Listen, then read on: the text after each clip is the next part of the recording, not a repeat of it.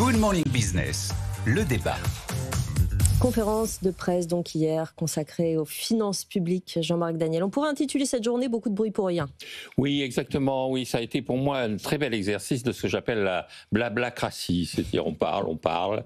Et non seulement c'était beaucoup de parlotte, mais surtout toute une partie était assez hors sujet à mon avis. C'est-à-dire que le Premier ministre annonce qu'on ne travaille pas assez, qu'il va falloir faire des efforts. Je dis effectivement, il a raison. Depuis le temps que, ici même et sur d'autres lieux, je dis que notre balance des paiements courants traduit le fait qu'on n'épargne pas assez, qu'on ne travaille pas assez. Ah non, vous l'avez jamais dit, Jean-Marc. Jamais.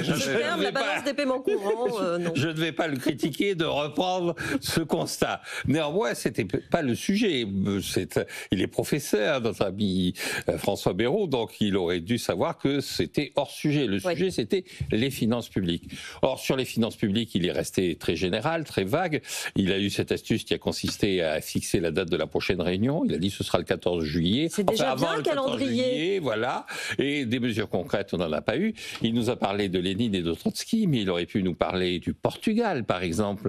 Portugal qui était, je rappelle, le pays des PIGS, les pays qui étaient montrés du doigt il y a 10-15 ans pour leur situation budgétaire extrêmement dégradée. Le P, c'était le Portugal. Aujourd'hui, le Portugal dégage des excédents budgétaires. Il aurait pu s'interroger sur le S des PIGS, qui est l'Espagne, qui est désormais un déficit budgétaire en dessous des 3% fatidiques. Il aurait pu s'interroger sur la Suède ou le Canada des années 90. Il y a beaucoup d'exemples. Et plutôt que d'aller revivifier une citation de Lénine et de Trotsky, dont le seul objet était de faire parler de ce qu'il avait dit et d'effacer le caractère totalement creux de ce qu'il avait dit. Et donc, c'est un bel exercice de blablacratie. Ce qu'il y a d'inquiétant, c'est que on n'avance toujours pas dans cette prise de conscience qu'il va falloir faire des efforts. Je parlais du Portugal, je parlais du Canada et de la Suède, mais je pourrais parler aussi de la France des années 80. En 83, il y a un gouvernement qui, après avoir fait n'importe quoi, a eu le courage de redresser la barre. La période de 83, 86, 88 a été une période de remise en ordre de l'économie.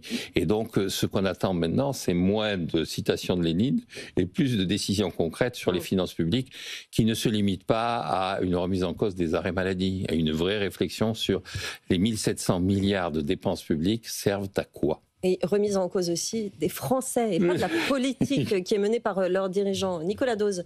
Il y a un truc avec lequel je suis pas d'accord avec Jean-Marc. C'est hors sujet. Non, c'est pas hors sujet de rappeler des choses qu'il faut rappeler. Alors on martèle, nous ici, effectivement, depuis combien de balance des paiements courants, produire plus, consommer moins, enfin c'est des trucs, ça rentre pas. Alors c'est pas mal de le rappeler, et puis derrière quand même ces questions d'augmentation du taux d'emploi, le fait de travailler plus, de produire plus, il y a un lien quand même avec l'équilibre global des comptes de la nation. Parce que si vous travaillez, si on a 10 points de taux d'emploi en plus, si on bosse plus, on a un peu plus de 110, 120 milliards de recettes, on a à peu près retrouver une dynamique qui nous permet d'être soutenable, que ce soit en termes de finances publiques ou d'endettement. Ça aurait pu entraîner un débat sur les retraites et ça ne l'a pas fait. Bon, il dit que le recours à l'emprunt n'est plus envisageable, c'est bien de le rappeler, c'est vrai que c'est devenu beaucoup, la première quand même dépense de l'État, maintenant c'est le remboursement des intérêts, que les hausses d'impôts c'est plus tenable, oui, rappelons effectivement des évidences, et qu'on a un modèle social qui doit évoluer, parce que la natalité c'est pas celle de 1945, et la démographie, le vieillissement, c'est pas 1945. Ok, on sait tout ça, c'est très très bien. Après, je suis d'accord avec Jean-Marc. Il a renvoyé effectivement à la mi-juillet toute mesure concrète, réelle. Enfin, j'entendais certains de mes confrères dire à 11h vous saurez tout. Je leur avais dit, je pense qu'à 11h vous ne saurez rien.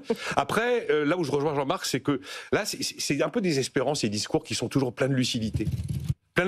Mais généralement, c'est sans lendemain. Alors, c'est bien emballé, ces discours, c'est super Sciences Po, vous avez de la clairvoyance dans ces discours, il y a un peu un côté, c'est marrant, le besoin de faire des phrases à tous les coups, et même d'ailleurs, il m'arrive j'ai écouté Sarko dans les années 2000, j'ai écouté campagne présidentielle, j'ai écouté Macron, j'ai écouté tous. Souvent, vous les écoutez au moment où vous les écoutez, comme c'est plutôt bien fichu. On a envie de se dire au moment où on écoute, putain, ça y est, ils ont compris. Oui, il a tout dit, il y a tout dans ce qu'il dit. C'est bon, ils ont compris, on va pouvoir y aller. Ça fait du bien de voir qu'on a des dirigeants qui ont un peu de vista. Il y a de la vista dans les discours. Et après, ça s'appelait la vérité permet d'agir. Moi, j'y crois plus. alerter pour agir, dire la vérité pour convaincre. Regardez, il a suffi qu'on sorte 40 milliards d'efforts budgétaires pour qu'on commence à avoir un débat pour savoir s'il y était de l'austérité en France. Un pays qui fait 5% de déficit, c'est pas un pays qui pratique l'austérité. Et donc je me dis, il y a de la vista, les problèmes sont compris. Il était bon, Sarko, pour ça. Vraiment, vous aviez à peu près tous les items.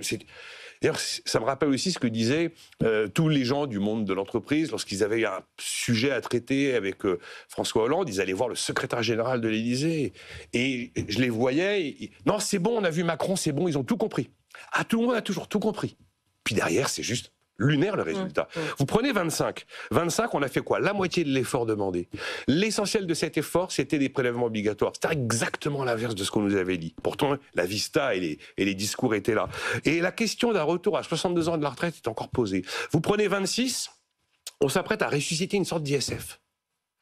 Et on va peut-être pérenniser des prélèvements qu'on avait vendus comme temporaires. Donc voilà, la vérité permet d'agir. C'est marrant chez les politiques ce besoin de faire des phrases. Bon, on a la prochaine date. Vous avez dit c'était quand? Avant le 14 juillet. Ah, très bien.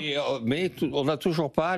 Et les 40 milliards, soi-disant, d'économies, on ne comprend toujours pas comment ils sont calculés, par rapport à quoi. Ça s'appelle la louche magique. Voilà. Ou alors d'autres parlent du doigt mouillé. Voilà, voilà. Non, mais si. Non, des infos dans les c'est quand vous prenez l'enveloppe de minimum 110 milliards de structurels à trouver d'ici 29, c'est à peu près ce qu'il faut. Voilà, bon.